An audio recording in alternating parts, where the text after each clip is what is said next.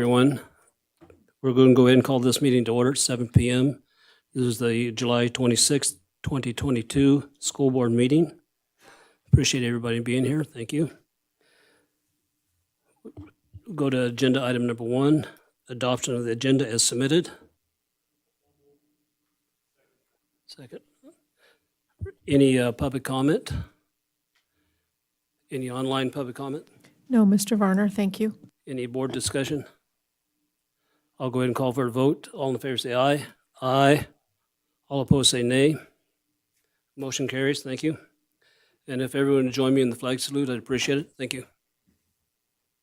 I pledge allegiance to the flag Of the United States of America and to the republic for which it stands, one nation, under God, indivisible, with liberty and justice for all.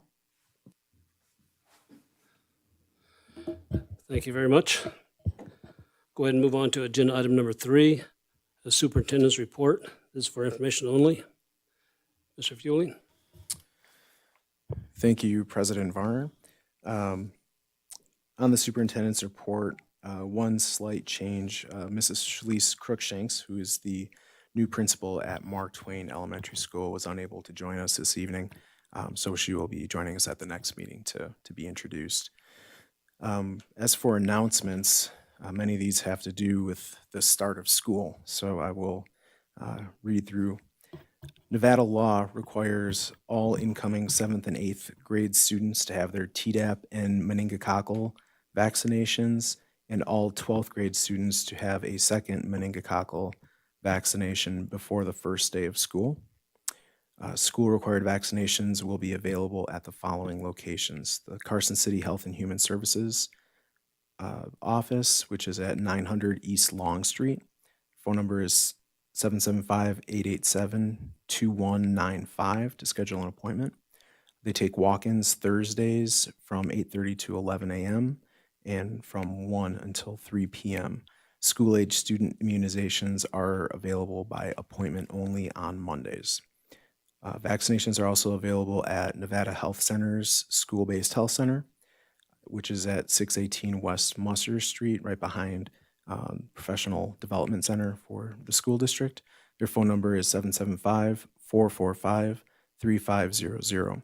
They have a walk-in clinic every Wednesday from 9 a.m. to 11 a.m., and they're open Tuesdays and Thursdays from 7 a.m. to 5:30 p.m. Appointments preferred. Some back-to-school events to be aware of here. These are all secondary schools, but Carson High School Senator Kickoff for upperclassmen begins Monday, August 8th. Seniors at 8:15 a.m., which I'm sure is quite an adjustment for them after the summer. Juniors at 9:15 a.m. and sophomores at 10:15 a.m. Carson High School's Big Blue Welcome, which is the freshman orientation, is Tuesday, August 9th. Families will receive invitations indicating the time their student is to attend. Carson Middle School Back to School Sneak Preview is August 10th for 6th grade students from 4:30 to 6:30 p.m. and August 11th for 7th and 8th grade students from 4:30 to 6:30 p.m. Eagle Valley Middle School's Back to School Boot Camp is August 11th for 6th grade students from 3 until 4:30 p.m., 7th and 8th grade students from 4:30 to 6 p.m. In preparation for the start of school, the week of August 1st includes many new hire orientation activities, kickoff events, principals, and staff meetings. So we're looking forward to getting back in the swing of it and having a normal start to the year. That's really exciting. One other item I just wanted to mention is, as you know, we recently had a job fair for the school district on the 19th and 20th. And just some numbers, I guess, not just because of that, but since the beginning of the school year, or I'm sorry, the beginning of the hiring season, we have filled 54 certified positions, 16 classified positions, 7 administrator positions, 5 executive positions. We've brought on 2 classified staff under the critical labor shortage classification and 5 certified staff.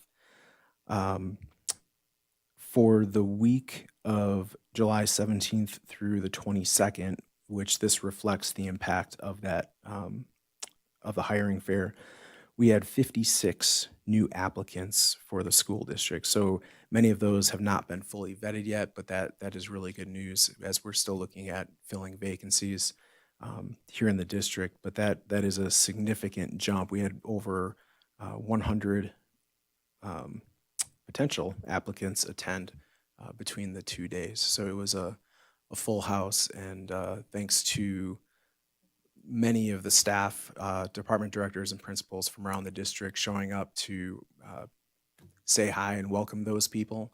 And thanks to the HR staff for doing a great job with setting it up. And this is a really, really busy time of year the way it is for human resources. So it was just amazing what was able to be done. So that is all I have. Thank you very much. Go ahead and move on to next agenda item, number 4, association reports. None. Seeing none, we'll move on to public comment. In making public comment, speakers are asked to come to the table podium, sign in to speak, and then speak into the microphone, identify themselves to the record, and they're instructed to limit their comments to no more than 3 minutes. Do we have any public comment? Please come forward. Thank you.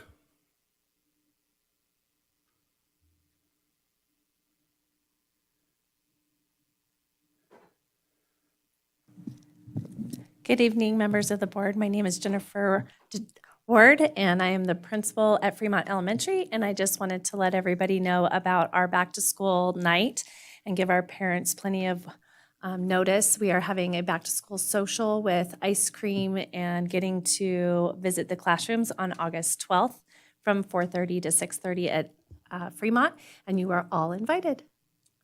You might have to park at the church. We do overflow our parking into Solomon, and our SROs have asked us not to park in Solomon. So finding alternative parking, but our partner in education at Hope Crossing allows us to use the parking lot at any time we're doing these type of events. So we also appreciate them. Thank you, Dr. Ward. Any other in-person public comment? Seeing none, we'll close in-person public comment. Do we have any online public comment? No, Mr. Varner, thank you. We'll go ahead and close public comment. Move on to agenda item number 6, presentation on the volunteer management system in the Carson City School District. This is for discussion only, and it'd be Miss Ann Sear and Debbie Pringle. Thank you.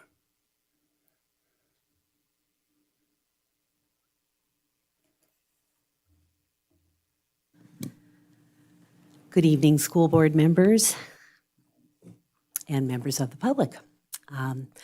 I'm very happy this evening to introduce Debbie Pringle. She's here with us this evening from Raptor Technologies. So last month, I gave you a presentation on the visitor management aspect of this software system that we've begun using. And you may remember I tried to play up video and it wouldn't work. So we have something much better this evening. We have Debbie. So she's going to give us a brief presentation, and then we'll move into the reading of the policy and reg. Let me get this going for you.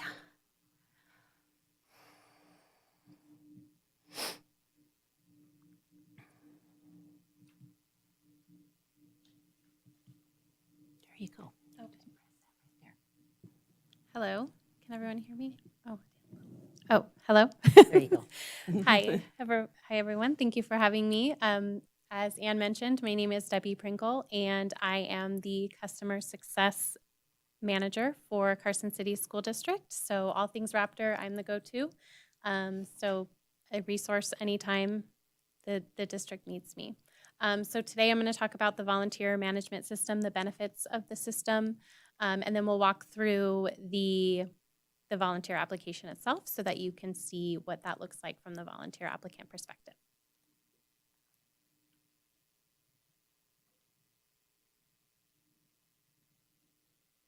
So I guess we could skip through this because I just went over the agenda there. So with the volunteer management, there is a link that we provide that you can post on your district website. So this allows applicants to access at any time, 24 hours a day, 7 days a week. It is mobile friendly as well. So anytime they need to access that, it's at their disposal, which hopefully welcomes all applicants. That is customizable as well. So there's different requirements that you could have for a different volunteer type, whether that's a classroom helper, somebody helping out in the library, a mentor, things like that. So because this is done online, you are able to reduce the approval process time. There is an FBI background check on all applicants, and the agreement that we have with JDP, who runs those background checks, is a turnaround time of less than 30 hours. So very quick turnaround time. You're able to view those background reports. They have access to see what's been run on them as well if they request that. You also have the option to streamline event management. So if you guys have anything that the PTO is setting up, if you have a fun run, anything like that, you can set up an online portal where approved volunteers can actually request to sign up. So you can say how many you need. You can email volunteers from Raptor directly as well. So it really helps streamline that process and keeps all communication within Raptor and easily accessible for you as well. You also are able to add requirements as well. So if you have a volunteer handbook, that removes everything from paper and makes it all digital. They are accepting the waivers online, they're signing that, and then that's sent to review for who's managing the application on the Raptor side. You also have access to reports. So because they are signing in as a volunteer instead of a visitor within Raptor, you're able to track all of those hours as well. Similar if you have any type of organization such as YMCA, Big Brother, Big Sister, you can easily track how many hours they're volunteering as well. It's also available in English and Spanish as well. So that also opens up the availability for more applicants as well. Okay, so let's look at the application.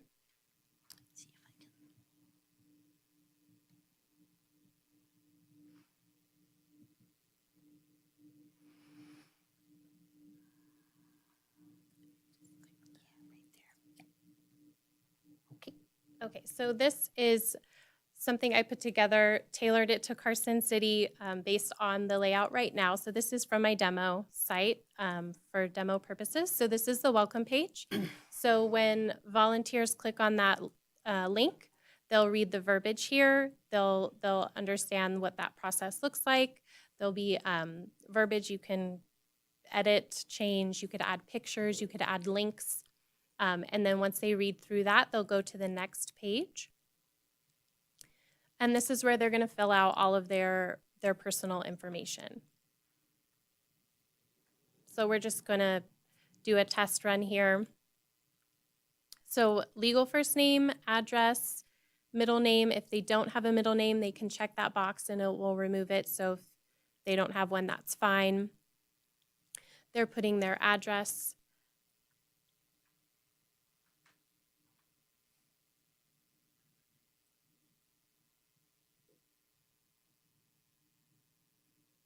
And again, this is mobile friendly, so if they're clicking that on their mobile device, they can fill all of this out on their phone.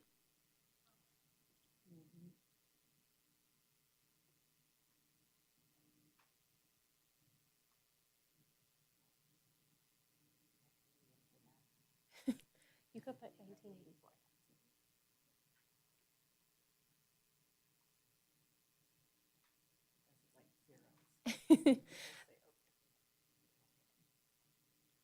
And then you could also have an affiliation. So if it's a grandma, an aunt, an uncle, a sister, and you want to track that information, they could fill that out as well. The information you see below, the emergency contact, first name, last name, that's all customized fields. So we always encourage districts to add that information because if there is an unforeseen event, or any type of circumstance where there is something that happens, you know who to contact while they're volunteering.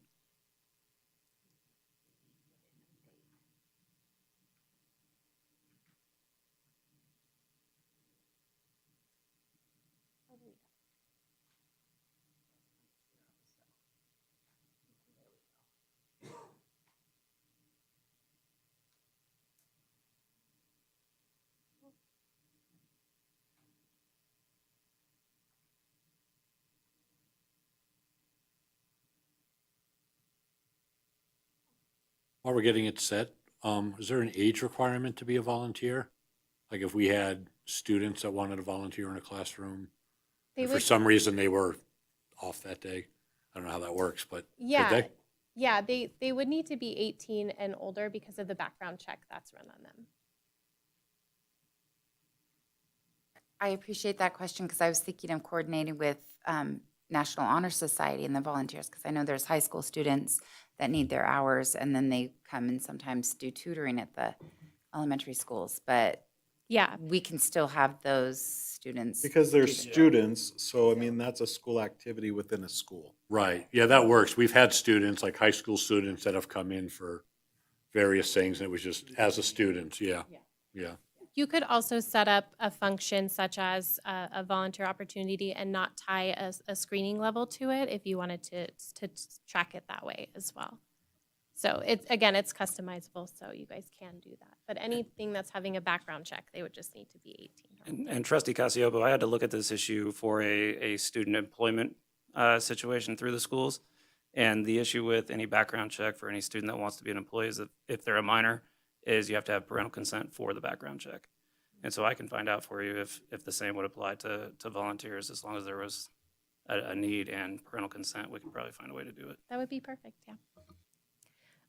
So after you fill out the information, it'll ask you which school you want to volunteer at. This is my demo site, so Pringle Middle School, that's my last name, so just as an example.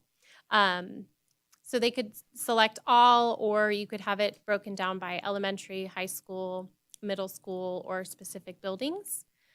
And then these are what we call the functions. So these are sort of those volunteer activities.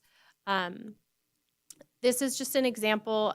You could put a description below each function if that's going to be a requirement. Again, completely customizable. You do not have to have that in there. So let's say someone's going to be a classroom helper, someone's going to be a cafeteria helper. We would go ahead and check those boxes off. Before we move on, Yes. oh, go ahead.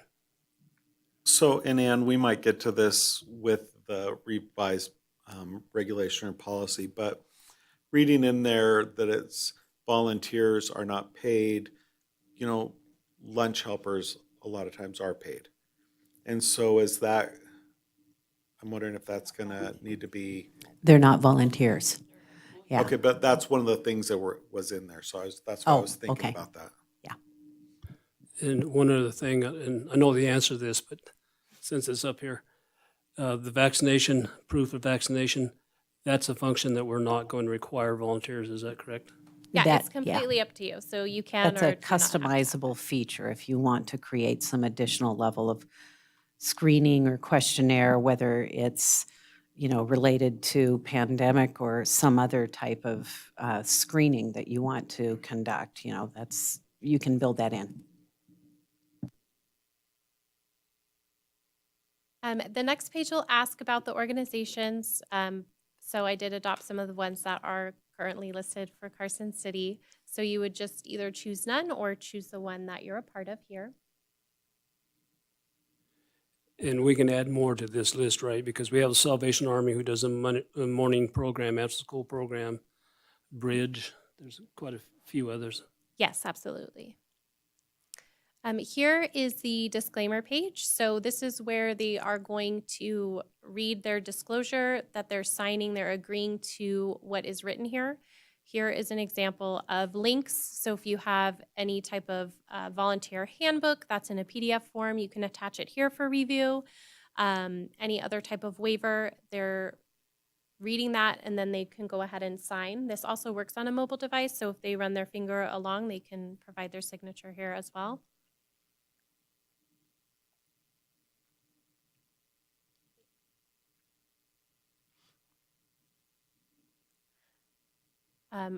they confirm they're not a robot. They'll be thanked. You can also set up notifications. So at this time, whoever applied, you could set that up where they get a notification their application was submitted and is under review. They also, oh, bless you. They also get notified if their application is denied or approved. You can run reports on that as mentioned below, but that's the process. Very, very easy to follow along. This is my children's school district, so you can also reroute this. So if you wanted this to go to your school district site after they complete, you can as well. So if you have a volunteer page and you want to include that here, you're able to.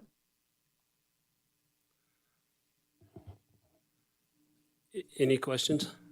Just a comment. I really like the volunteer sign-up application of it. And if there's any way that we can either through site administrators, make sure that that information is shared with the PTOs and PTAs at our school sites. I know a lot of them already use different types of sign-up forms, but if this is coordinating with approved volunteers, which most of them already are, but this is another tool that they can use as well. So I like that. Yes. And so there is a way to mass email all approved volunteers anytime there's a function that's coming up and how many volunteers they need. So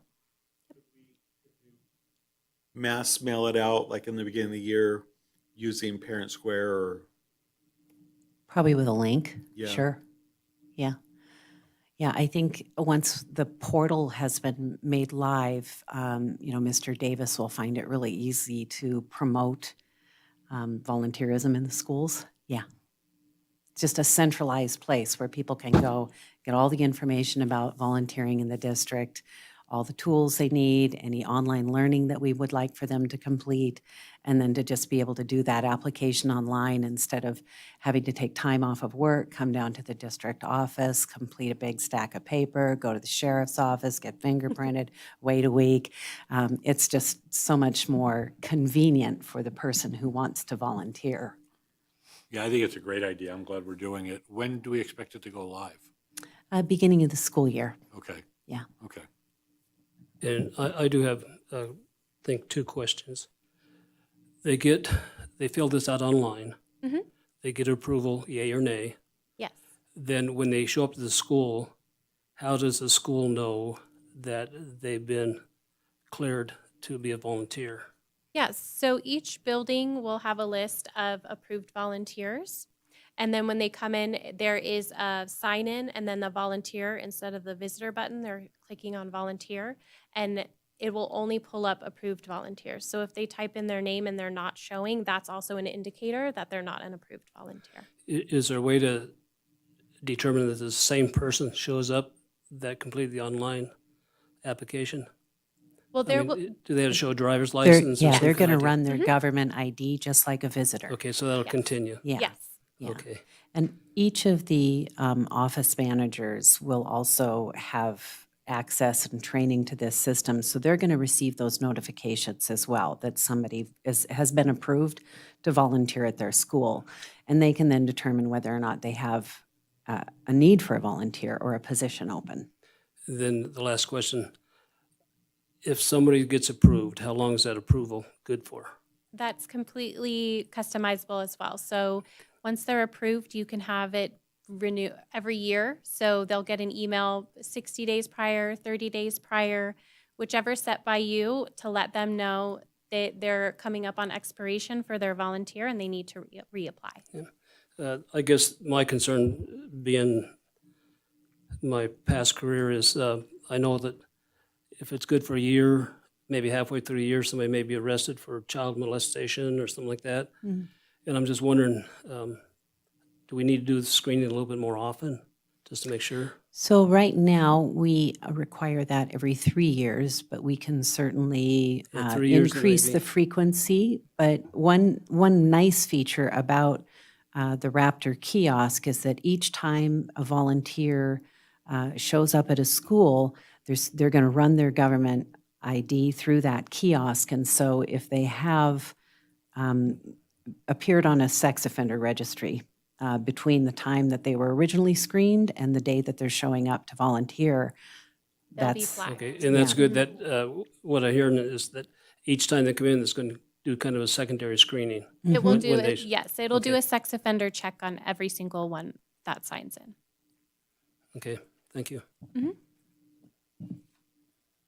So then, Go ahead. one more question. So have we put in the policy or the reg, I didn't see that it's gonna be rechecked every year, or I didn't see any time limits if that's either not one. in the draft reg, then I will put that in there. Okay, we'll discuss that when we get to there, but Yeah. I was just. Any other questions this time? Seeing none. Do you have any further presentation or? No, that was it. Yeah, if you guys don't have any other questions. Of course. I don't, I'm not seeing any. Joe, you're good? Okay, no further questions. Thank you. A very good presentation, and Thank you. I think the board and the schools are excited to have this program in place. I'm you. excited for you. I'm excited for you. I love the volunteer application very much. Very passionate about it. Thank you.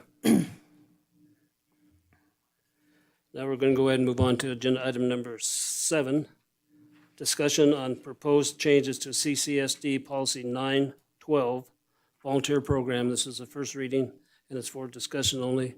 And Ann Sear is Yes. the presenter. Thank you. So the policy statement on the volunteer program, we've not made any significant changes to the statement in terms of the intention of the statement. I think if anything, we've just reinforced the importance of volunteering in the schools, and that the school district encourages volunteers to apply to volunteer. As the Raptor program is managed out of the Safety Services Department, and this is being automated, it's simply shifting the responsibility for the administration of the Raptor system from Human Resources to Safety Services. So that's essentially the recommended changes. Laurel? I just have one note on the first sentence, the second line at the end of the paragraph, and I think it's just in the editing process. I noticed the language is consistent, so I would change it to encourages volunteer participation. Participation. And that's consistent with the Yes. regulation. Thank you. Okay. And then I had a question about the last sentence. It has, activities of volunteers may include general assistance in the schools and classrooms, special help in reinforcing skills, and involvement with enrichment activities that align with curriculum. There's nowhere in here that we have like athletic volunteers. Are they covered under that? And also school-sponsored events and activities or school buses. So this is the way it currently reads. I can add that in. Just asking, do you think Yeah. that's necessary to add those kind of things in? I don't know. It just seems like they are addressed in the actual regulation, but there's nothing in the policy. So I'd kind of like to see them blended in there some way. Okay. If it's possible. We can do Yeah, that. We'll bring it back. You know, and my thought on that is, I think it's good, but I mean, I would try to keep it as generic as possible, because like we're learning, things change. Right. The volunteer of tomorrow may not be the volunteer we're thinking of today. So if there's a way to keep it generic enough And to where it covers What everything do you think we of need. just striking that sentence? Well, I'm wondering if it's included in enrichment Yeah. activities, and Could maybe be. you could even Yeah. just include with enrichment and extracurricular activities. Well, and I think maybe, or also to something. just look at your first sentence in the second paragraph, use of volunteer services in each school is encouraged as a means of involving the community in the instructional program. Yeah. And Yes, just- I Maybe was- just leave it at that. Oh, just for what it's worth, you have this catch-all provision in here too, general assistance in the schools and activities. I don't know that you could get any broader than that. Yeah, no, that's good. And maybe we just strike any of the specifics and just go with the broad stroke. Thank you. Any other questions from the presenters? Seeing none. Okay. Thank you very much. Thank you. Appreciate it. We'll go ahead and move on to item number 8, discussion on proposed changes to CCSD Regulation 912, volunteer program management, for discussion only. And again, Ann Sear Thank is you. presenting. So much like last month when we looked at the visitor program management, the changes that are being made to the regulation simply align the processes that are being driven by the software application to be addressed in the regulation. So you might note on page 3 that there is a list of items that have been struck under fingerprinting results. I would just indicate that these items are all identified in the algorithm that the background check company, that there isn't any change being made in terms of what we require on the screening, but that rather than list these out individually like this, it's probably more simple to just state if they don't pass the background clearance, that background clearance level is being determined through an algorithm that the background screening company establishes based on our directions. Okay? Any questions from the presenter? Mike? Not necessarily a question, I just, I think that it's great that we're going to a system that's automated, and it's just going to add a layer of security for our students and our staff that I think is great. So good job bringing that in. Thank you. We're really excited to launch this new. I mean, we've had the visitor management piece in place this past school year, and I think I mentioned to you last month that we had over 3,500 visitors screened through that system, and we didn't have any complaints from anybody in the school system about using the kiosk. So I'm just really excited to introduce it to the volunteers and make it easier for them too. Laurel? Just one thought where I would add a comma, and I'll show you afterwards. It's just, unless you guys want me to tell you now. I'll just tell you now. Read it into the record. First paragraph, first paragraph halfway through, volunteering in the district is a privilege, not a right. I'd add a comma after right and then continue on with the sentence and maybe revoke. Okay. Thank you. And then on the last page where it has implementation guidelines and associate documents, I understand the handbook, but the next one, more about volunteer screening and background checks. Where is it? What is it? It's like a frequently asked question document that'll be available to them that'll explain some of the questions that people commonly ask about the screening process, what they're being screened for, what kind of identification is acceptable, and so forth. So maybe just put document or handout or something Yeah. after that, so that it's not just hanging out there. It looks like it could have been a video or. Oh, okay. Just something. Will do.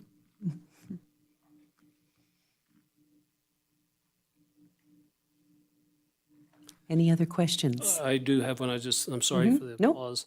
On the second page, on the screening, on the 1, 2, 3rd line down, and maybe I'm getting too picky, but it says any volunteer, the screening will, the district will conduct a background screening before any volunteer is placed to work in a school building with students.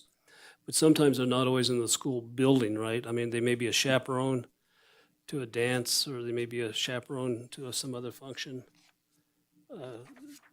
They may not always be in a school building, right? A volunteer maybe I'm to- sorry, President Warner, where are you? I'm sorry, it's the second page, under screening, and it's the 1, 2, the 3rd line down. Ah, I It see. actually starts on the Yes. second line down. Yes, I would agree. Strike in a school building and just say place to work with students. Yeah, with students. Yes. Yes. Yeah, something like that. Yep. Thank Good you. idea. Any other comments or questions? Seeing none, thank you guys very much. Ms. Thank Pringle, you. Thank you. We're looking forward to using the system.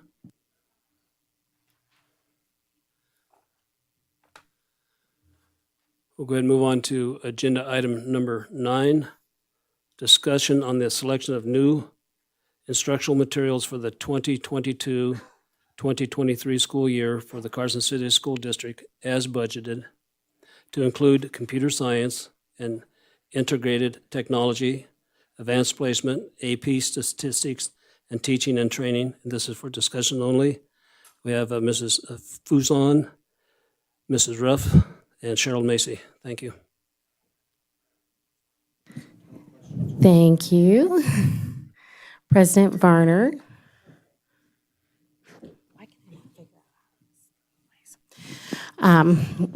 Thank you for having us here this evening. We're going to talk about instructional materials selection. I'm calling it instructional materials selection and not adoption, because adoptions, as we've discussed previously, the responsibility for that has been shifted to the state. So in our district, we do a selection of materials from the materials that have been adopted at the state level. So we're going to talk a little bit about that tonight, specifically for computer science, AP, statistics, and teaching and training.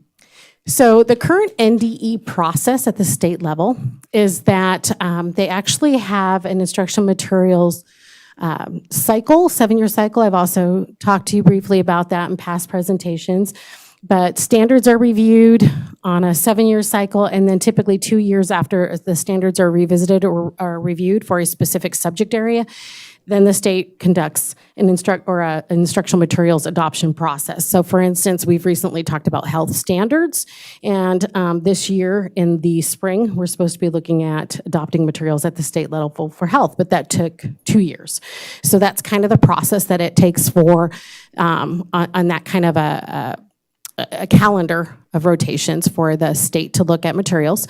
So when that happens, NDE sends out a request for proposal or request for quotes as well to all known publishers. And all publishers that have different resources that meet that request for proposal that goes out will submit those. The state then puts together teams. Those teams are made up of educators, practitioners, and stakeholders from across the state. So we have, for instance, an opportunity right now to participate on the state's science reviews that are going to happen this year. They actually happened last year, but the state redid their process, so we're going to be doing science again. But so they get together a team or teams across the state to look at those standards and the instruction materials to make sure there's an alignment. Those teams then make recommendation to the State Board of Education. The State Board of Education reviews those materials and then does the actual adoption. State adopts more than one material if more than one material meets the minimum standards that are set forth by the process that is at the state level. So the state might adopt 2 or 3, for instance, different resources for biology. And then it becomes the district's responsibility then to look at the ones that are approved at the state level and then select the material that's going to meet your needs for your individual district. So that's the process at the state level.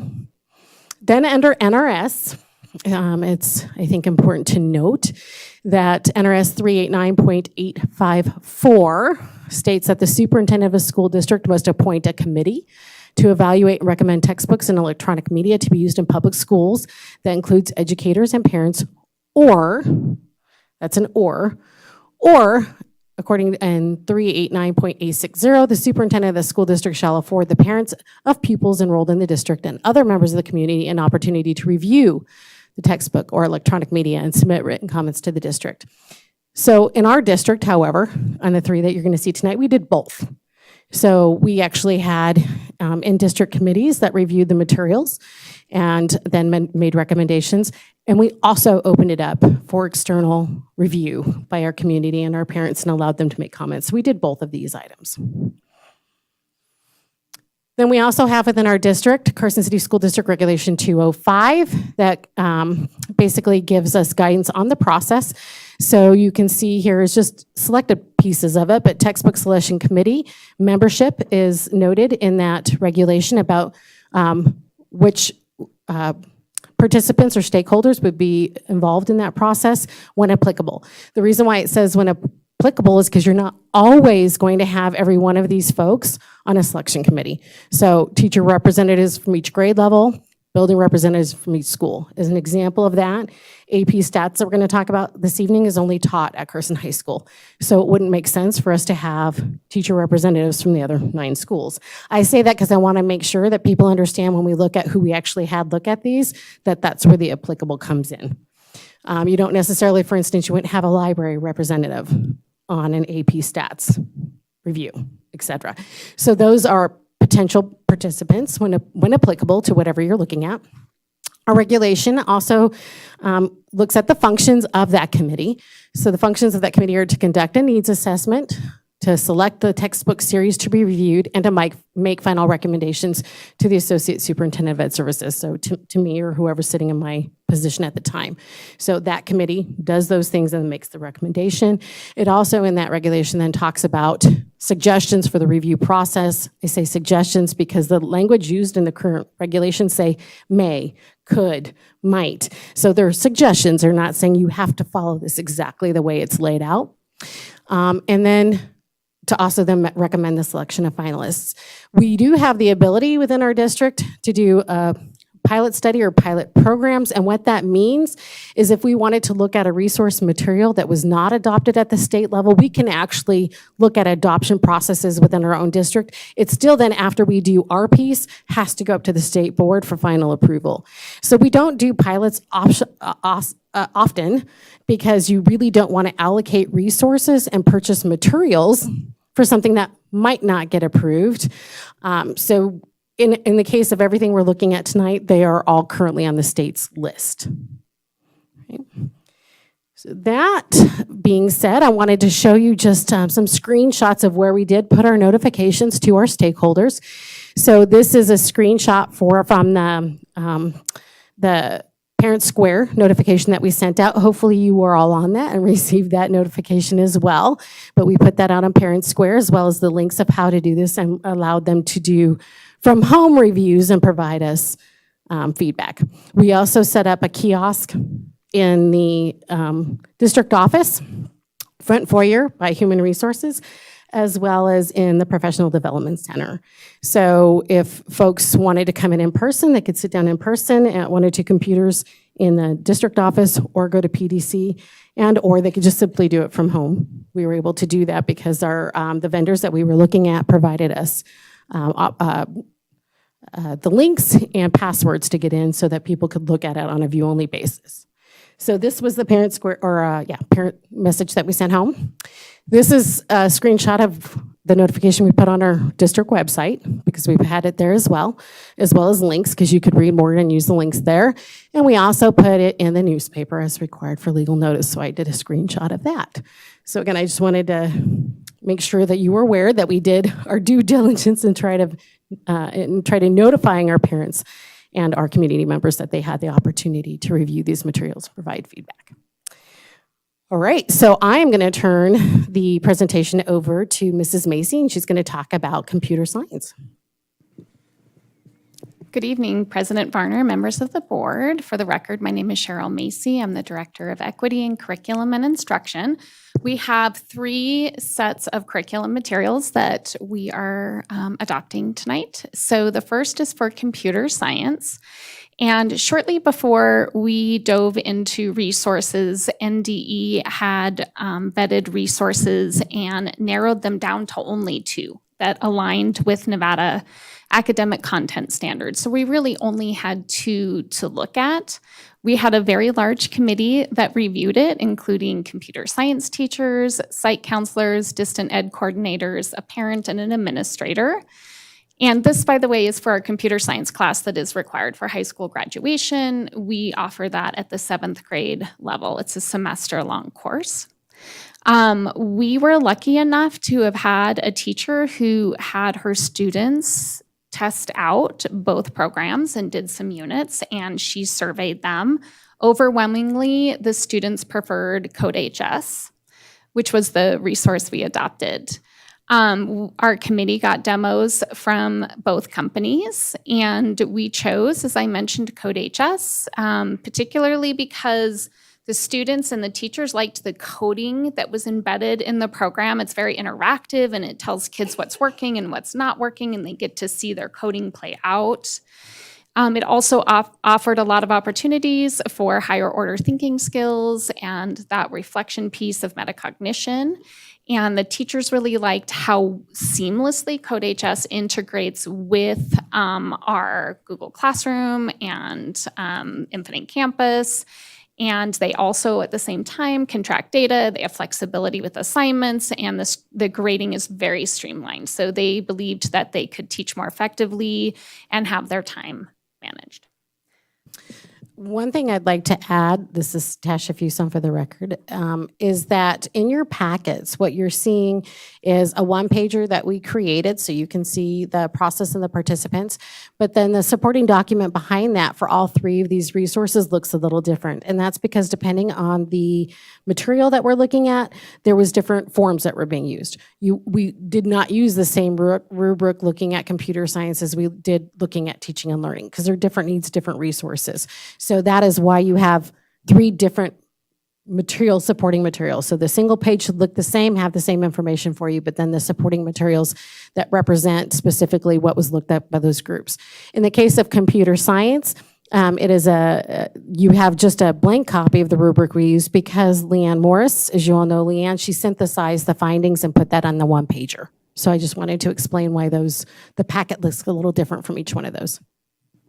Thank you, Mrs. Fuson. And you will notice on that Code HS got very high rankings from the committee. And I should have mentioned this, I'm sorry I didn't, but this was led by Dr. Leanne Morris. Before I move on, are there any questions about Code HS? Any questions from the board? Seeing none, thank you. Move on. Thank you. So normally, as Mrs. Fuson mentioned, we look at or the state looks at available instructional materials when the standards have been reviewed and updated. This situation was slightly different because advanced placement classes really adhere not to state standards because they're above state standards. It adheres to the College Board AP set of skills and the assessment. And in 2019-20, the College Board updated the AP statistics test, and the textbook we were using had gaps in content. And so really what we were doing here is just making sure that the textbook still aligned and was appropriate. So in this case, what we did was we gathered a crosswalk from the company. We verified that crosswalk, and we also reviewed the content. We had a much smaller group looking at this one because it was a textbook that we had already adopted. It wasn't the full adoption process. We liked this textbook primarily because it does align with the College Board AP test, Stats AP test. It's the updated version, and what we really liked about it as well is that it includes lots of opportunities for students to practice AP assessments so that they're prepared for that when they go into the assessment in May. And we did receive approval from NDE to just get the crosswalk, make sure that we're aligned appropriately with the College Board standards.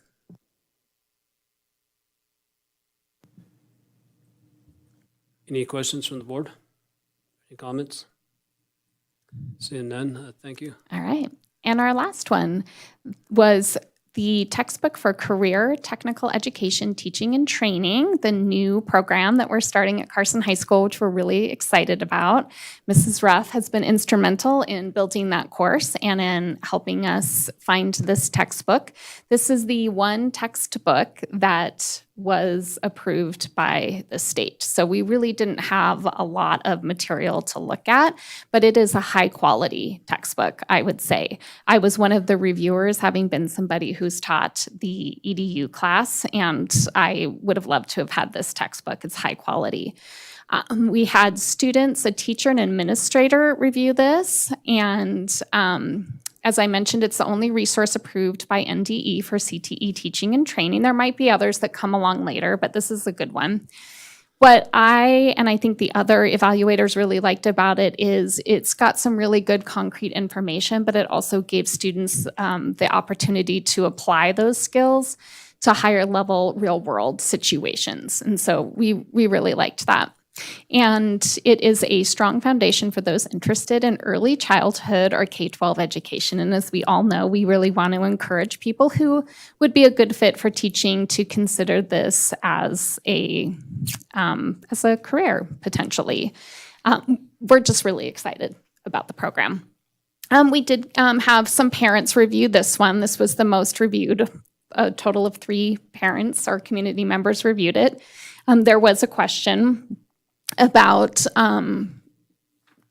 the There was a passage in there that says that children identify their gender by age 3.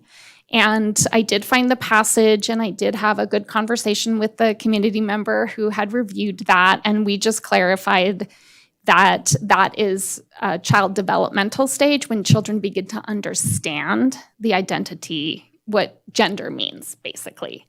And that particular parent agreed that that was probably what that said, and I think we're all on the same page with that now. Any questions? Any questions or comments from the board? Joe, did you have one? I just wanted to thank you. I know I had emailed them and asked them that question because I figured there'd be some parents that wanted to get some clarification. So thank you for being transparent with that and speaking with the parents. Thank you. Any other questions or comments from the board? Seeing none, thank you very much. All right, thank you very much for spending some time with us this evening. We appreciate it. Thank you.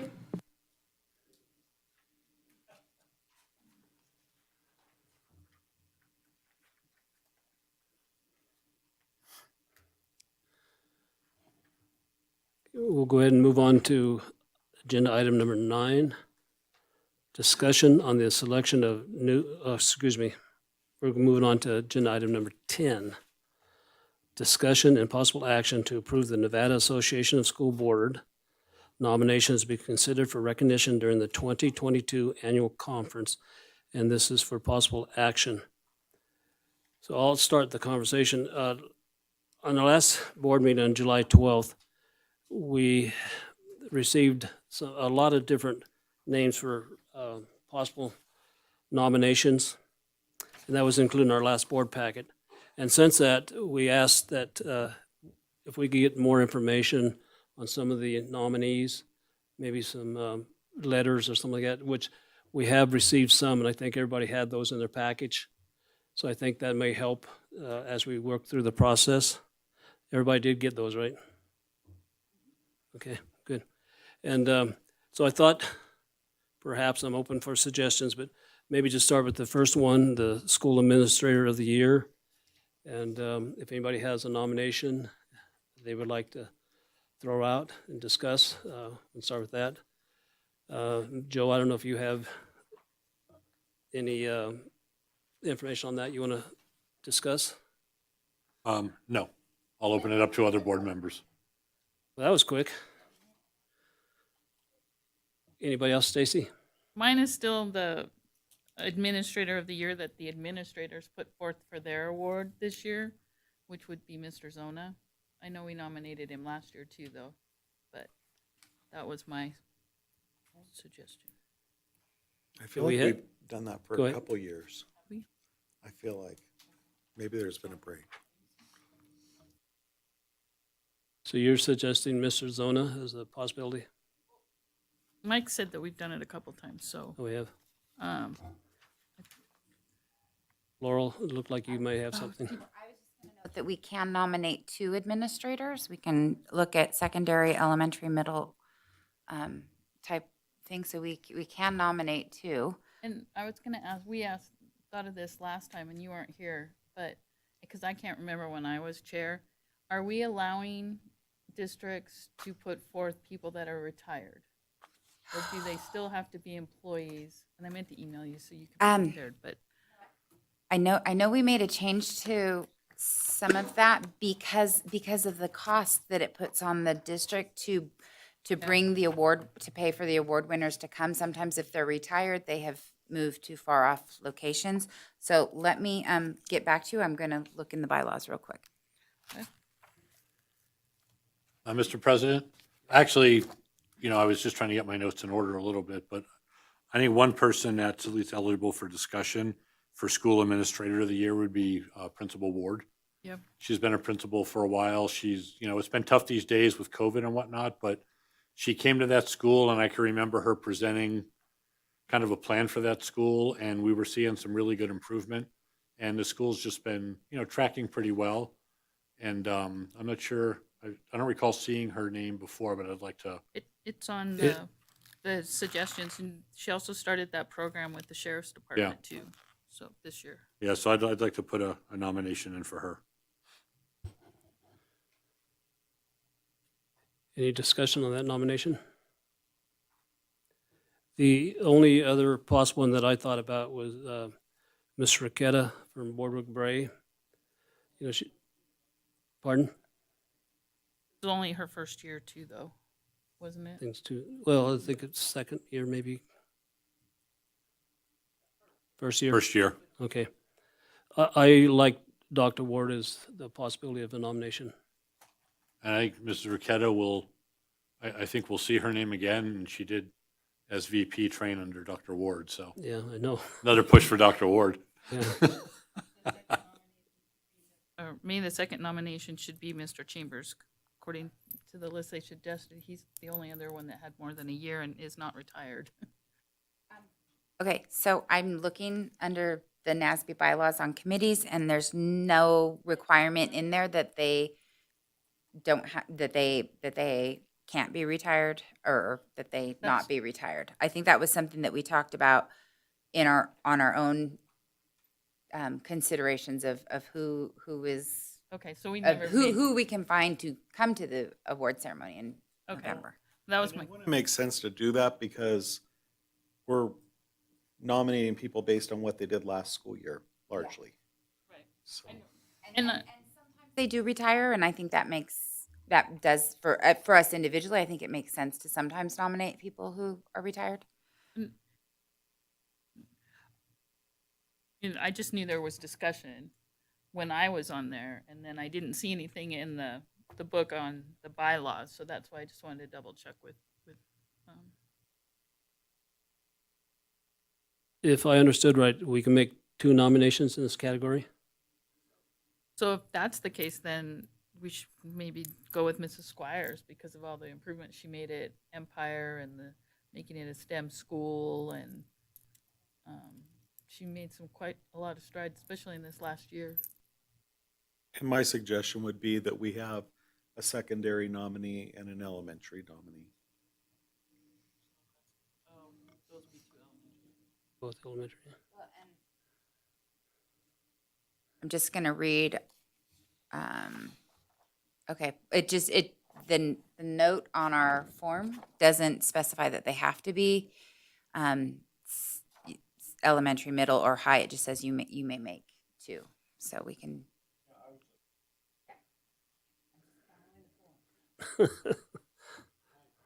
You know, I would agree with Trustee Walker. I mean, just from my standpoint, I think if we have eligible folks in both categories, if we want to nominate one from each, I do like that idea, as long as we have a viable candidate.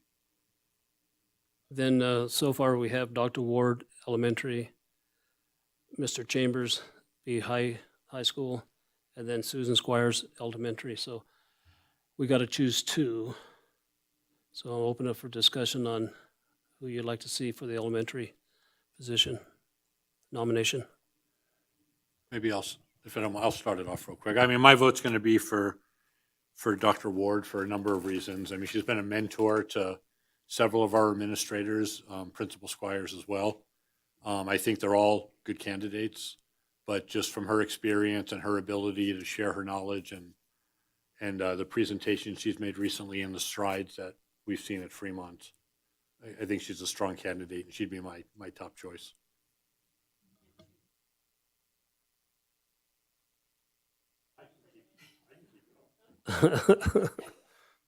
I think I would go Mr. Chambers as well. I think, the high school, it's the biggest school we have in the district. He, he's come and presented to us a number of times on what they're doing. I've made multiple visits to the high school each year, always welcoming. Seems like the school's run pretty well. It's a big school to run, and I think he does a great job. Okay, moving down the line, Mr. Walker, between, I guess, Dr. Ward and Mrs. Squires, your preference? Well, I mean, I guess it would be a little bit easier if we had comparison, but I think Mr. Chambers is strong, and I'm fine going with either one of the elementary principals, so I'll just defer to the choice of the board. Stacy? So I know we want to do one on each level, but I think looking at all of our administrators, the two that made the biggest strides in the last year with their schools in the last couple of years have actually been Squires and Ward. So I'm going to still leave my votes there. Dawn?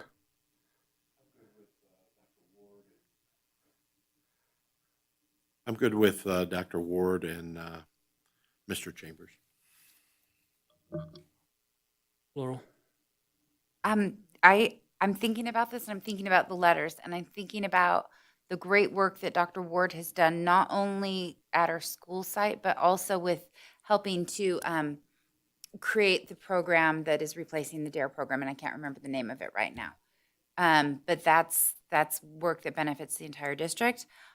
I also really like what Mrs. Squires has done, and I think she's made a lot, and so there's a part of me that thinks Dr. Ward's going to be around, and this is Mrs. Squires last year. But then, so I do think Mr. Chambers has done great stuff at the high school too.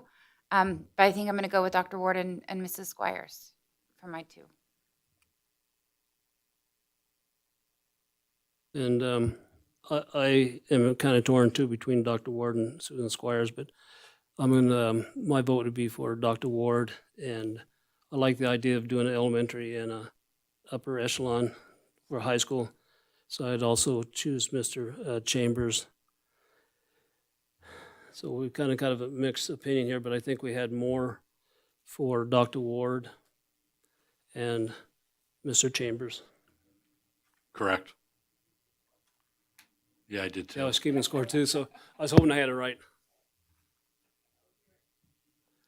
So is everybody satisfied with that? Okay. And Mr. President. just President, so- could I suggest we just do one big motion at the end? Yeah. Is that what you're going to say? Just so everybody's clear, I think you take one motion on the end, so Right. we'll keep a tally and can recap it when you're done going through them all. Go on and move it to the next, would be the school district employee making a difference.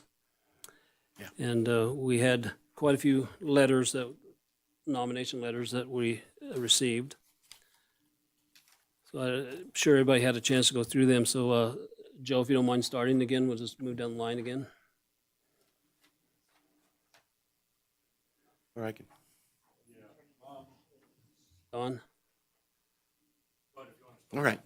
Yeah, I brought a new person that wasn't on here. I've been thinking about this a long time and probably should have had my act together earlier. But Monica Weaver, I reached out to a few employees and we got a really nice letter that wasn't in the original packet. It was here today from Bridget Gordon Johnson, and talked about Monica Weaver. I've known her also as the swim coach of Carson High School. She started off as a special ed teacher and then became a school counselor at Carson High. She's been there over 2 decades. And something interesting, because of her special ed experience, she manages the bulk of all the students who are on IEPs at Carson High School. And if I figured out the number correctly, it's about 72% that she does. And you can read the letter from Bridget, but she talks about where every staff member in the building, including special ed teachers, looks to Monica for advice and support for IEPs. And she's in at least a minimum of one IEP a day. But then if you go on with her experience, beyond many extra hours of supporting the CHS, she also saw a need for IEP support for the nighttime adult ed classes. So she stepped up to tutor adult special education. And then she finds time as well to be the swim coach. And something that's not in the letter that I just personally, as being a volunteer for swimming for many years, she brings a lot of the kids that are on the IEPs onto the swim program. And she finds a way to get them the equipment they need for swimming. She finds a way to, she actually gives them lessons herself. And she's just somebody that makes a difference. And I've seen it many years with two kids in swimming. So my recommendation would be Monica Weaver. Thank you, Don. Mike? You know, I would support that also, Don. And then we could do 2 for this category. And I would also suggest Tanya Scott for the work she does behind the scenes, making sure that we have effective instructional practices for our English language learners. She's also working with school administrators, the school board, district office to understand the reports from the ELPA and kind of use that to go forward. So I think that she would be another fine candidate for this. Quick question, Mike. Would she fit into the district level administrator category more than the district employee making a difference? Tanya? I think she would, and I think that we could consider her for either one. Yeah, I think I had her under the district administrator, district And level. I think even Mrs. Weaver could go under the district level administrator. No, she's a school.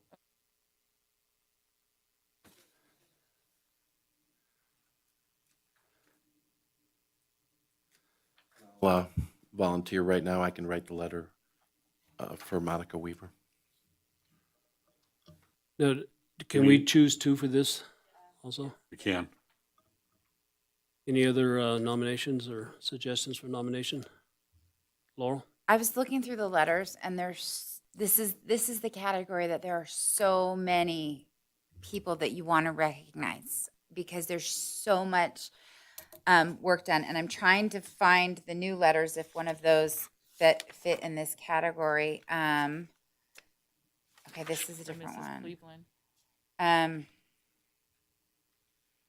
And okay, sorry, I'm looking for the second letters and I wasn't quite ready to.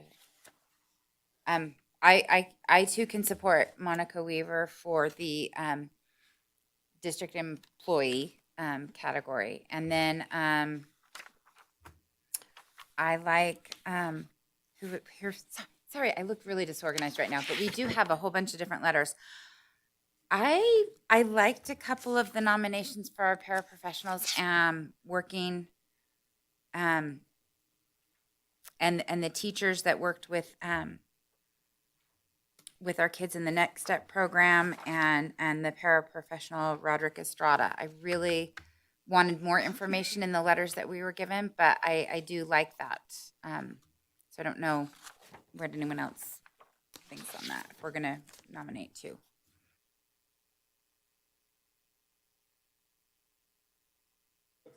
I know. Okay. And then Ryan Mick was a good letter too. I don't know. The 3 are really good, so I'm not totally sure. If anybody has a preference, I could support any one of those as the second. So if we think about those candidates, and, you know, I just got some of these letters, so I haven't read through them all, but this is something we want strong examples of what they're doing. So of those people and in these letters, who has strong examples of making a difference for students? Does that make sense? Beyond just their job.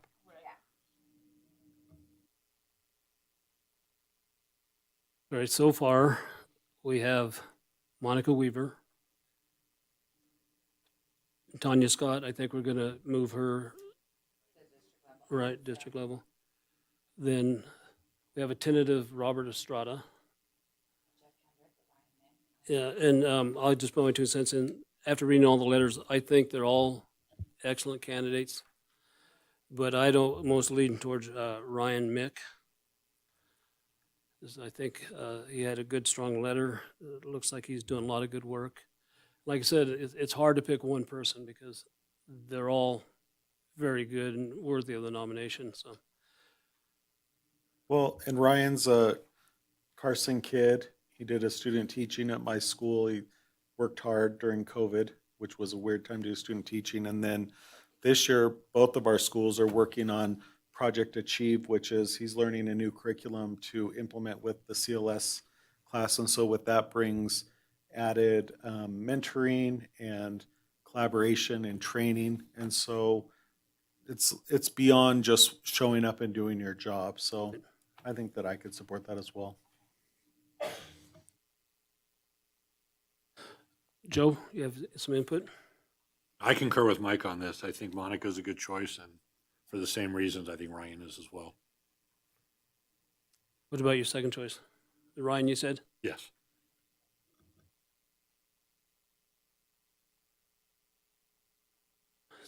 Stacy, I don't know if we've covered you yet.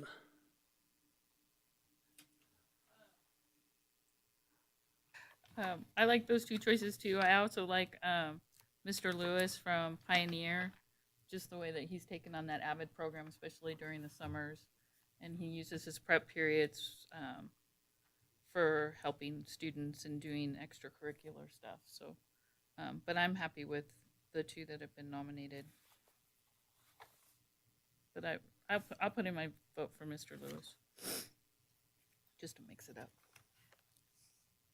I'm sorry, I missed that. For who? For Jeremy Lewis at Pioneer. Jeremy Lewis, okay.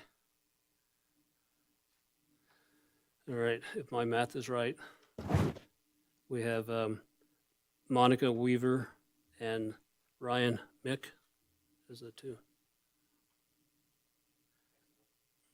Is that right? All right.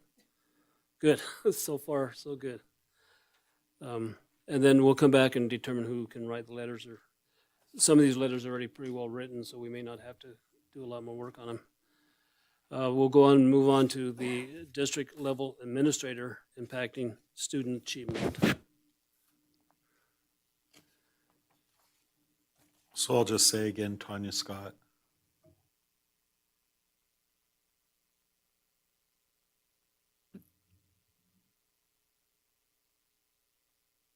Now, do we just choose one for this or two? There's two. There's two. And I still, and I think we nominated Tasha last year as well. But I mean, she's done a lot there's been a lot of transition. We've had a lot of uncertainty. So, I mean, Cover your ears. You got a big fan. we right don't think next you to do a very good job, Tasha, but we want to nominate you for an award.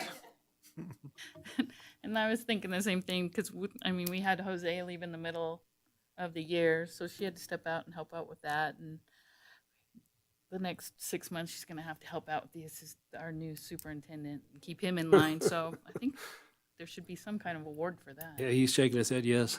Well, and I think I agree. I think just the expertise she brings to the district and how she's been working at the different levels, the different schools. I mean, when I talk to schools and they talk about the trainings and whatnot that you put on, very seldom do I hear anybody say it was a bad training. You seem to do a really, really nice job. So. And I'll ask that you don't put in the paper that I said we don't think she's doing a good job, because that was in jest. It was a joke. Okay, so far we have Tanya Scott and Mrs. Fuzon. I happen to agree with both those, and Dawn, Laurel. So it looks like it'd be those two. Thank you. Good work. NASB Director of the Year. Go ahead and turn that over to Laurel and Mike. Okay. So I know some of you guys don't know this, and so I went through and looked up the directors, because this year there's quite a few new directors on NASB. But one, I think, and Mike just won it last year, so he's not gonna he won't win it again this year. But one who stands out as a director who's always regularly attends meetings, has been a director for quite a few years and is always jumping in to help and does a good job, is Tyler. And actually, I just now found his last name when I looked it up, because I've always just known him as Tyler, because that's what he goes by. But he's from Mineral County. He always helps out with audiovisual. He has served on several committees within NASB. And so I would recommend that we nominate Tyler for NASB Director of the Year. And what's his last name? Vianney, Viani. I I think But what that's- about Chris? Chris has been in just as Oh, on many committees, and did was he instrumental with the resign help. though? He resigned. He resigned? Yeah, because he's a coach now. Chris has done a great job in So- Pershing County too. And yeah, but he just recently, or no, he's not So Pershing. Tyler's He's a great Humboldt. choice. Here's my Right. thought is I mean, Laurel and I were talking, and I think we also were looking at nominating other people in Winnemucca, weren't we? Oh, no, I know. Well, we were kind of. So we did think Linda Gilkerston in Douglas County was such a good director last year, but she's no longer the current director. Can we do that when they change? How does that work? Because the new director's only been in a few months. Chris and So the other choice, when I was looking through the list, was also Doug Stanton.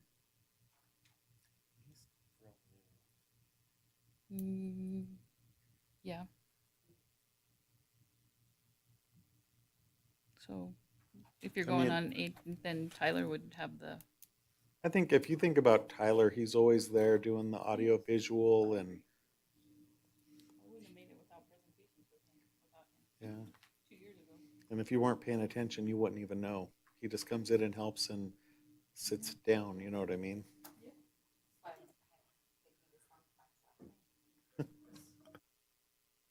I have really no knowledge of these people, so I think Mike, Stacy, and Laurel. Don, do you have any information on this? I'll defer Joe? to them. I So only know the, Mike as a NASB director. Yeah, and I'll defer to them. Yeah, that's what I'm So gonna do. I'll too. say my vote will be for Tyler, but I think that when looking through the list, there were a lot of options, but a lot of new people, whereas I was trying to find people that have contributed. Yeah, and he has always. I mean, and then there's Carol Hansen too. She's been doing a did lot win too. it, I think, 2 years ago. Okay, so yeah, Um, I think you're right. That's the one thing I did notice that was missing out of our handbook this year. Imagine that was the past winners. And another one, I mean, I was thinking Teresa Dastrup was a great director for Elko, and she held Elko together. But now she's not a director. Now she's an officer. So I think consensus is Tyler then. Thank you. We'll move on to the veteran school board member. And I don't know if somebody wants to kick it off. Laurel? okay, so I think we should nominate Dr. Angie Taylor from Washoe County. She has served and led Washoe through a variety of different boards. She served as board president many years, and she helped lead the. She was on the board when they helped to pass the sales tax to help build the new schools, and this is her last year on the board. So I think she would be a good nomination. Do you think she'd be better at individual school board of the year? Because that throws in your involvement in raising the level of community support, promotion of leadership, board superintendent cooperation, board. It's got a much bigger description than just veteran. Or didn't? I was really thinking for, what's the other, the individual, I was thinking Catherine Whitaker, just because she's had to do a lot in this transition year. So I think that the two of them could even be interchangeable for those two. Yeah, so. I like the idea of Catherine too. And I think, I mean, individual school board member of the year. I think the veteran one does recognize the tenure that Angie's done. And that all of her accomplishments haven't been done necessarily in the last year, but over the time that she's dedicated to students. I bet at the same time, they could go either way. I think Catherine would be another choice for individual school board member of the year. And we won that last year, so chances of anybody here winning are not Where's high. Catherine from? Is she from Catherine Churchill? is from Churchill County. Churchill, yeah, I know. She's the current president of NASB. I know Catherine. Well, and if you think I'd about support it, that. there's been such a huge turnover in Washoe County, and she's been the veteran on the board, kind of helping lead them through that transition. So in my mind, it kind of makes sense. Yeah, I mean, how many board members did they lose last year? And yeah, Right, and I agree. I just think that the description is better for individual school board member of the year for Angie and veteran if you're gonna do Catherine. I don't know how much Catherine's raised the level of her community. I mean, she's been very important in keeping NASB together. And, I mean, and she's been on all the Pacific region calls with me, and she's been at the Pacific region meetings with me. So what would be the consensus? Do we want to swap them or leave them the way we have them now? what we probably should do is in the awards and nominating committee is give some better details on the veteran school board. Yeah, That's what we should do. That's what you should do. And note that, let that chairman know. I'm just thinking, I think Angie has a better chance of winning under the description of individual than, but she, I mean, she has been a veteran in through the tank, so, I mean, you guys could be inter-swapping, so either one is fine with me. Mike, what's your preference?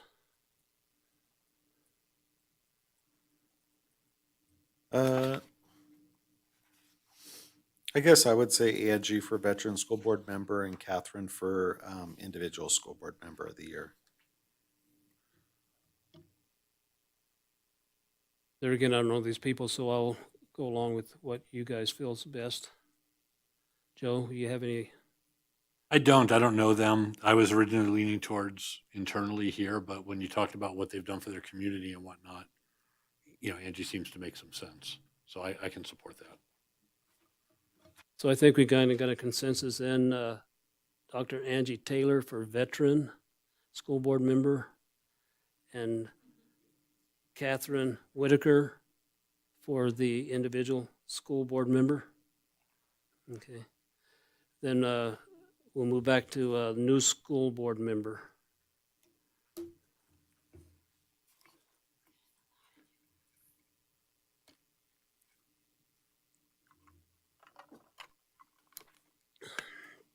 Let's open up to whoever wants to go first.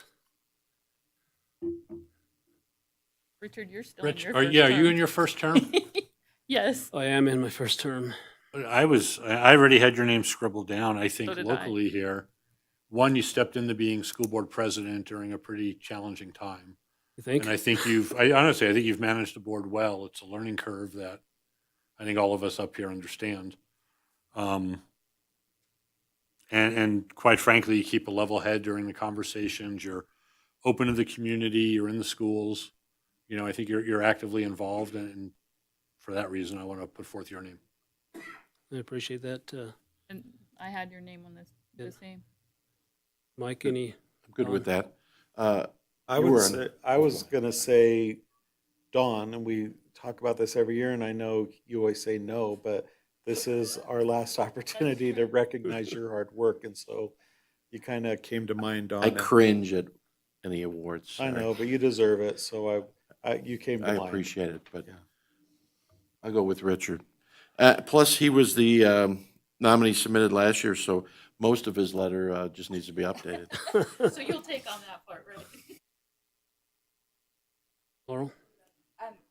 Yeah, I think Richard is the nomination, and the other one, I was just thinking of other districts and who we know that's been new, and Heather Jackson from Douglas County has stepped up, and she's serving as a director and has been a strong member of her board down there.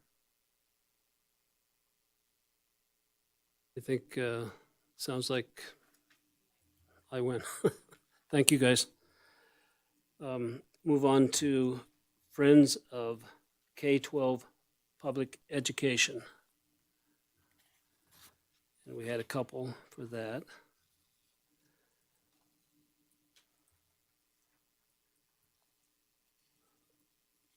Anybody want to start, or I can go ahead and start? I do like, we did get one letter for nomination for the Eagle Mark Bank. They have really made a lot of monetary contributions to the school foundation, and they continue to do that. And it sounds like they're willing to continue their involvement in the future. So I like them. And the other one that I thought about was Greater Nevada Credit Union. You know, they do the donuts every year for the teachers, and they're quite involved. So those are kind of the two things I wanted to throw out and discuss. But my first choice, I guess we're going to pick one, would be the Eagle Mark Bank. Mike, go ahead. I would say the same, because they're not only generous here, they're beyond generous with food for thought. One thing that does come to mind, though, I think we need to double check with them that they don't mind being nominated. There's been times that they've asked us not to recognize certain things, so I think they're certainly deserving, but we might want to ask someone in grants maybe to reach out to them and make sure that that's okay under the provisions of whatever their program is. I would just say I also really liked Eagle Mark because their donation greatly benefited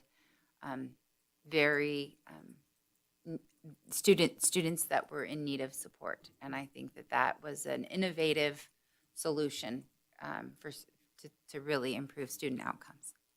Well, didn't they step up and donate some money for the Jump Start program?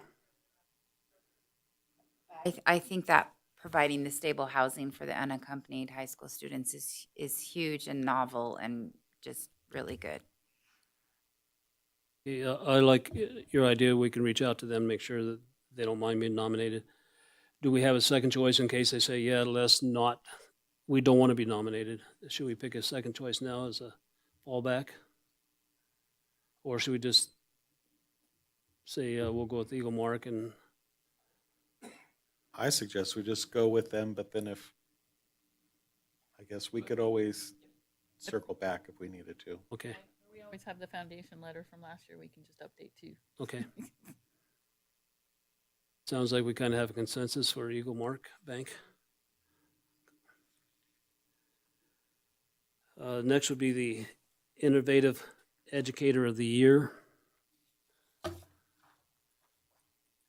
there again, I think we have several very good choices, so I'll just open it up for whoever wants to start. I really like the letter for Rob Hostler because the CMS News is something that I don't think other middle schools put on that level of news information, and he's running a very state-of-the-art program for the kids, and I think that's right what the committee would be looking for and what's innovative, and so I like that.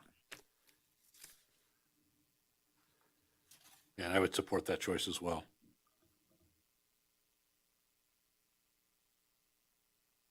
I'm kind of picking up that everybody supports that nomination. So it's Rob how do you pronounce Hostler? Hostler. Very good. Next one would be the Outstanding Education Reporting.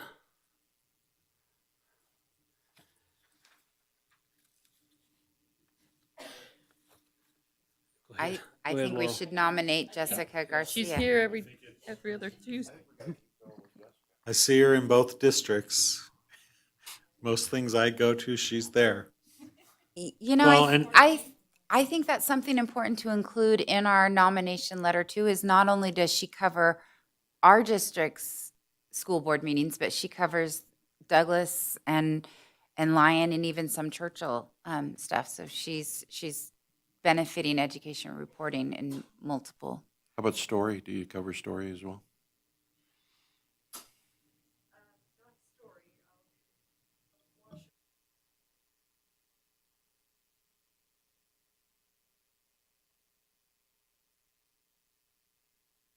No, I think that's a good choice. I think, it's kind of an unprecedented climate out there too. And every time I read the articles and how she represents, the writings and whatnot and how she represents, it's very fair and, and I just think it's quality work.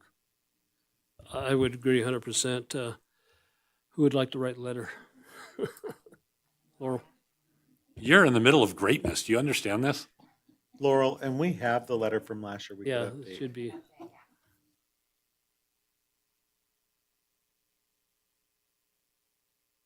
No, you're very deserving, and we do appreciate the work you do.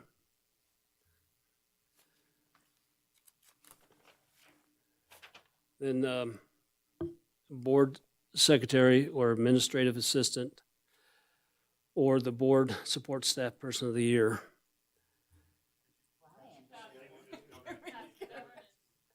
Oh, did I miss one? Oh, I'm sorry, yeah, it was at the very bottom here. The school board governance of the year.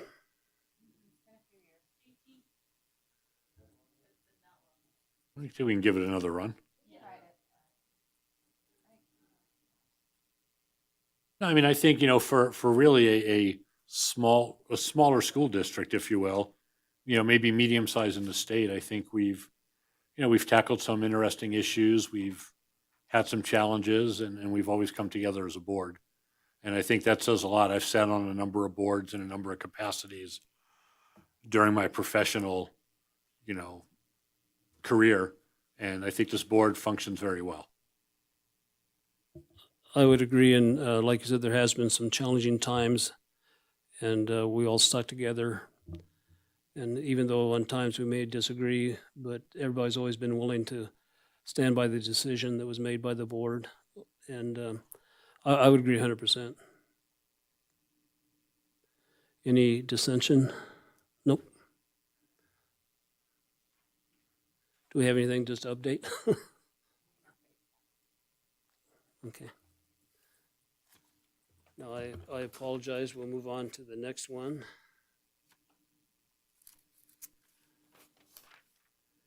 Now, the board secretary or administrative assistant or other board support staff person of the year. So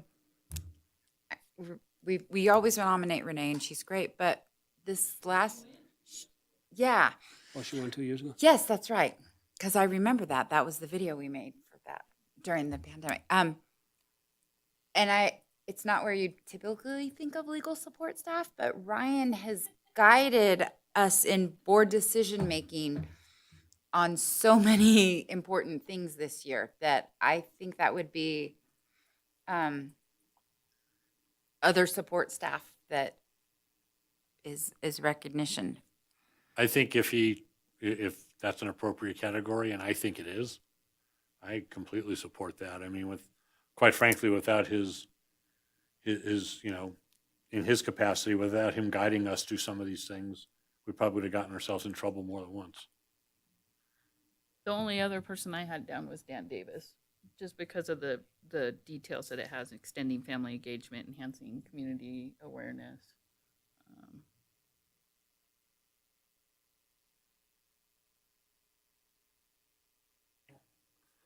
I would support, I mean, either one of them are great. But I think Ryan's bearing a lot of the bruises that some of us would have this year. I think he wants to say something.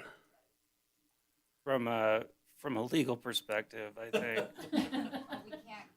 Dan is employed by the district and I'm an independent contractor. I don't know if that affects your decision or not. I'm flattered, I really am, but I'm not an employee of the district or actually on the board. I'm just a contractor. Are you a little bit shy about public speaking? Might that be the reason, Dan, that you're suggesting, Dan? What I'm thinking. Does he have to be, does this person have to be an employee of the I don't district? think so. It says board support staff. Oh, board support staff person. Board staff person. Okay, but here's what I'm thinking with Dan Davis. He's not so much board support staff as he's a district level employee making a difference. You know what I mean? If we like, I think that category. He is board support because he's helped me with, when I was president, there were things that he helped me respond to. So, I mean, he is board support. And he brings the board aware of some of the things that are going on in the district that we're not privy to. You know, we don't go to every event. We don't know, you know, the high achieving kids or the administrators or some of the programs even that are going on in the district. And you've really seen a difference in that since we hired him.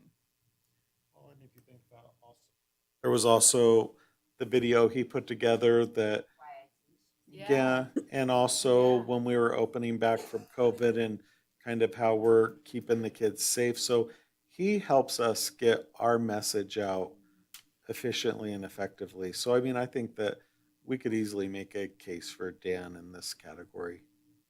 And you guys, I don't mean to interrupt, but just for what it's worth, since you brought my name up, a lot of times Dan has to respond to difficult questions or situations that he has to work with the superintendent and legal, and he's amazing.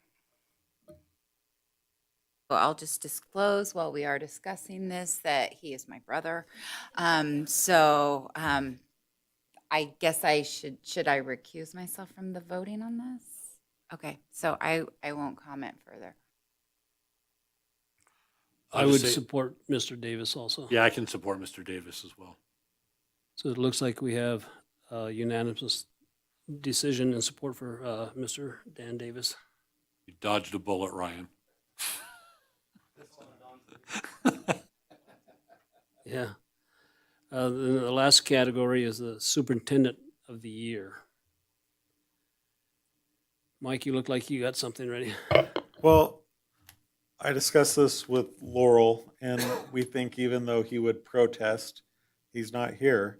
But Mr. Stokes has done an amazing job, and I think that we should nominate him for this award. You guys could all blame me. I would support that. I think he's done a great job. He's certainly, when you're the superintendent, you're in the hot seat for everything that goes on in this district, and he's always conducted himself in a professional manner. And I think I fully support that. I don't think I would put anybody above him at this point. I would support that also. Don? Yeah. Laurel? Good with that. Stacy? Yeah, Yep. that's why I want to kind of make sure it's okay to do retirees. That was another nomination I was worried about. I believe that's all the nominations. So if, So I would like to make a motion that we approve that the Carson City School Board of Trustees approves the Nevada Association of School Boards nominations to be considered for the 2002 annual conference to include School Administrator of the Year, Dr. Ward and Mr. Chambers, School District Employee Making a Difference, Mrs. Weaver and Ryan Mick, District Level Administrator Impacting Student Achievement, Tanya Scott and Tasha Fusion, Director of the Year, Tyler Viani, Veteran School Board Member, Dr. Angie Taylor, New School Board Member Richard Varner, Individual School Board Member Catherine Whitaker, Friend of K through 12 Public Ed, Eagle Mark Savings Harley Davidson, Innovative Educator of the Year Robert Holster, Outstanding Education Reporting Jessica Garcia, School Board Governance Team of the Year us, Carson, Support Staff Person of the Year Dan Davis, and Superintendent of the Year Mr. Richard Stokes. second by Joe, motion by Stacy. Any public comment? Seeing none, any online public comment? No, Mr. Varner, thank you. Seeing none, any other board discussion on the motion? Mr. Varner, before Yes. you call for a vote, you should note Trustee Crossman's abstention on Board Secretary Administrative Assistant of the Year. So noted. Is that good enough? But can I vote on the others? Okay. It doesn't need to be pulled as long as the record's clear that Trustee Crossman is not voting on that particular nomination. I don't need to repeat that, right? Okay, thanks. Seeing no public comment, I'll go ahead and call for a vote. All in favor, say aye. Aye. All opposed, say nay. Nay. Motion carries. Thank you.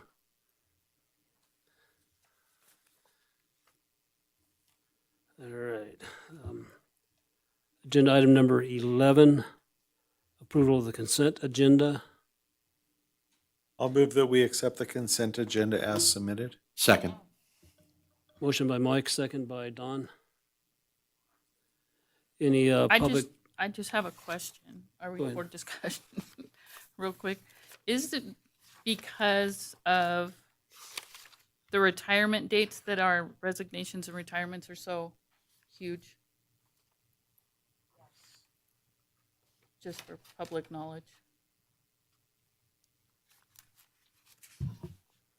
I believe that, so our contracts are for all of our groups run through July 31. July 31st, the contract year is actually August 1st through July 31st. So I think that represents that event for retirees, that ultimately, even if they announce their retirement earlier in the year, it officially, they're still getting paid through July 31st. So this is really the point at which it hits.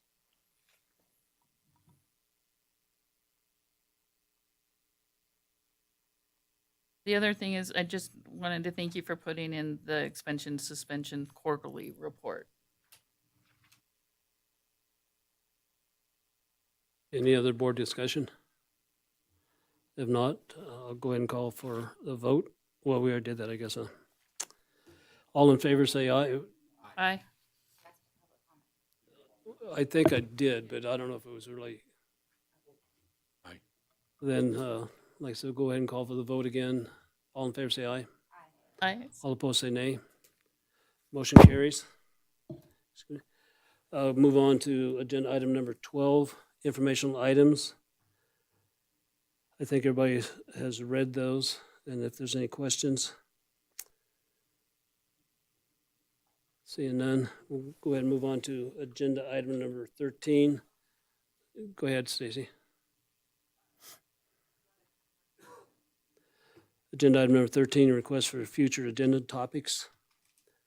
The one that I wanted to discuss with you guys tonight is, would like to have a workshop for the superintendent evaluation at our next board meeting, probably starting at 5:30 in the, right before the board meeting, and we'll just carry on at 7 o'clock into the board meeting. And that date is August 9th. Could we do 6 o'clock? You think an hour would be good enough to at least start the conversation? I think so. Yeah, and then we can do 6 then. Yeah. And I mean, then I we like have- the idea of 5:30, but it's hard to get. I know it's here, hard and for if- Dawn and And Mike. if we have to carry on, we carry on, but I think that an hour as a first clip, we could get some good mileage in on this. Okay. And I think if you go back to the old board packages, we did have some examples that we may be able to examine again. And I don't have any other requests for future agenda items. Do you guys? It's not a future agenda item per se, except that we didn't really decide who's writing what for the nomination. Yeah, I'm glad you brought that up. We have some letters, for some of them. Dr. Ward, the letter probably needs to be expanded. We can do that under this agenda item. So it'll have to be at another time. because Okay. We didn't do it during the, We don't necessarily need a vote for that, so I mean, we could coordinate with Renee. Yeah. and I So- don't have a problem with that. I just want to make sure that I don't know which ones I'm supposed to write and I don't want to miss it. That's all. Could maybe send something out to us and we could respond to Renee. Then everybody can and respond get to this organized Renee. and get this figured out pretty quick. Okay. Then we'll go ahead and adjourn. Thank you, guys.